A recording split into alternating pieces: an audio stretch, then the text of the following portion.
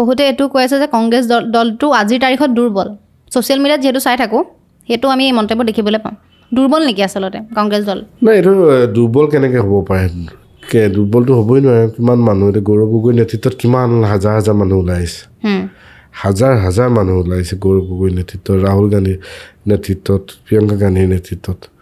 কংগ্ৰেছে এইবাৰ চৰকাৰ গঠন কৰিব অসমৰ ৰাইজে পৰিৱৰ্তন বিচাৰিছে সময় পৰিৱৰ্তনৰ এইকাৰণে অসমৰ ৰাইজে এইবাৰ চাব কংগ্ৰেছ চৰকাৰ হ'ব গৌৰৱ গগৈৰ নেতৃত্বত আমি চৰকাৰ গঠন কৰিবলৈ গৈ আছোঁ কাৰণ হিমন্ত বিশ্ব শৰ্মা ডাঙৰীয়াই কিমান অন্যায় কৰিলে অসমত চাওক 5 বছৰ তেখেত চিফ মিনিষ্টাৰ হৈ থাকিলে 5 বছৰ তেখেতে 1 লাখ কোটি টকা লোন লৈছে 1 লাখ কৰোৰ কেন ইউ ইমাজিন 1 লাখ কৰোৰ কি হয় 1 লাখ কোটি তেখেতে লোন লৈ পেলালে সৰ্বানন্দ সোণোৱালে 50,000 কোটি লোন ল'লে তুমি লোন লৈতো বহুত কিবা কিবি কৰিব পাৰা সেইটোতো নাম লৈ কি লাভ আছে মোক কাইলৈ তোমাকো যদি মই 1 লাখ কোটি টকা লোন দিওঁ তুমি কি কৰি পেলাবা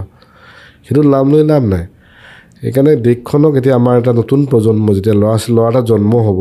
তেতিয়া 50,000 ধাৰ লৈ জন্ম ল'ব